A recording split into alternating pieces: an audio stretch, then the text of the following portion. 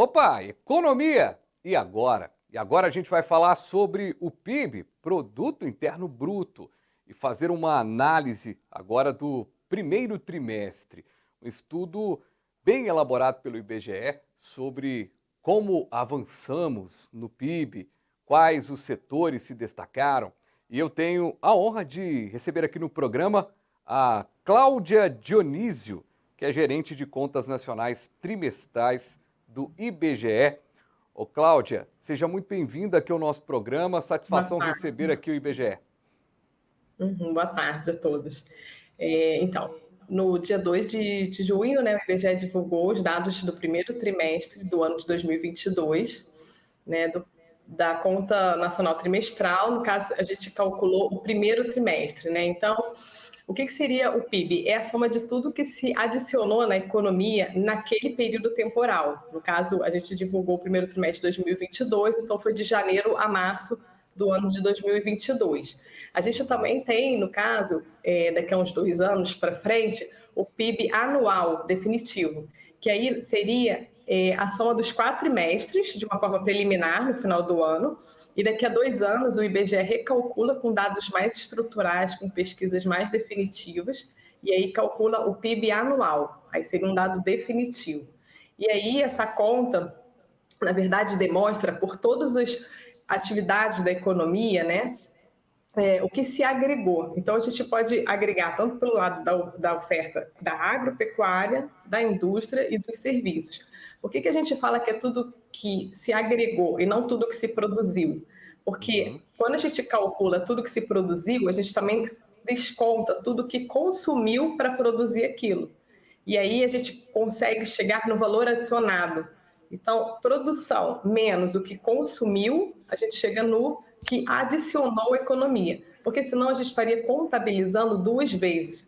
Então, para dar um exemplo, se eu contabilizar a produção de automóveis, né, e não descontar, no caso, o que se consumiu de energia elétrica, de borracha, de plástico, eu estaria contando 2 vezes, uma vez que lá na indústria da borracha, do plástico e da energia, ela já foi contabilizada na produção. Então, eu tenho que descontar o que foi consumido e aí o resultado líquido, que seria o valor adicionado, é o que realmente se agregou na economia. E aí, somando os impostos sobre produtos, eu chego no PIB. Então, o PIB é a soma do valor adicionado, mais os impostos sobre produtos, que aí tem PIS, COFINS, ICMS, IPI, imposto de importação, e aí eu chego no produto interno bruto a preços de mercado. E aí foi o que foi esse dado, né, do primeiro trimestre.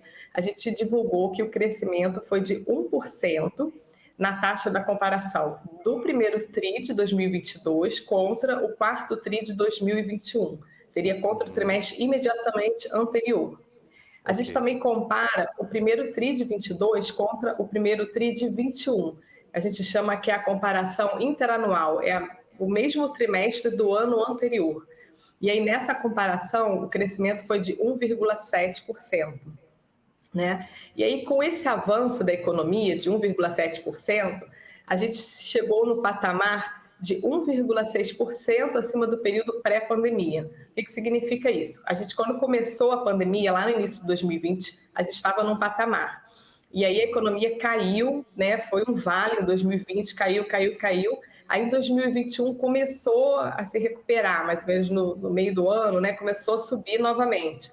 E aí, se a gente imagina o morro, né, caindo, depois subindo.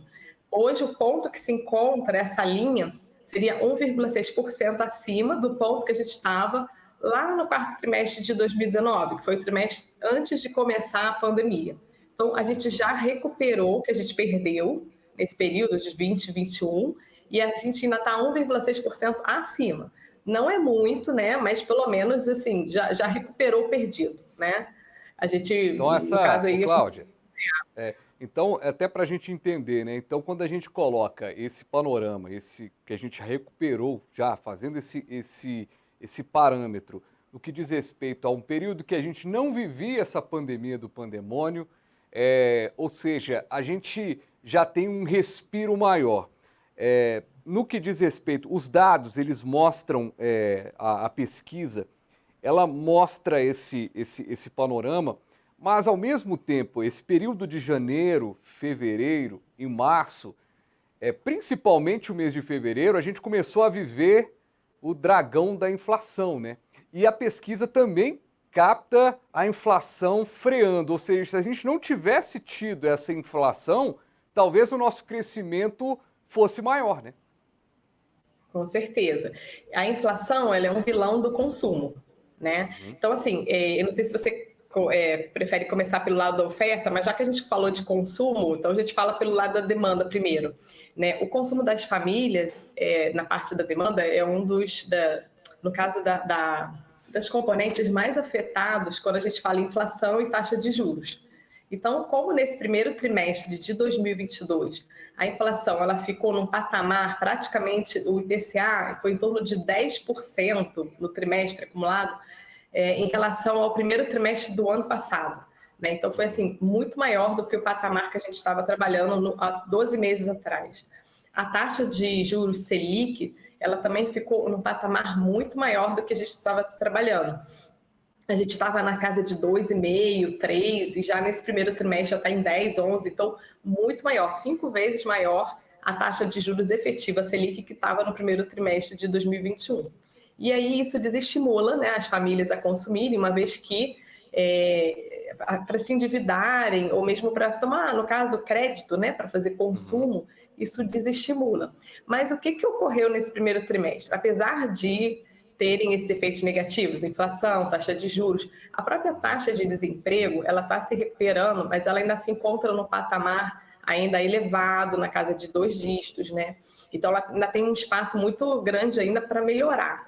Apesar desses fatores negativos, a gente tinha um consumo represado de serviços, né? Então, no ano de 2020, praticamente, que fechou tudo, fechou a economia, as pessoas consumiam mais bens.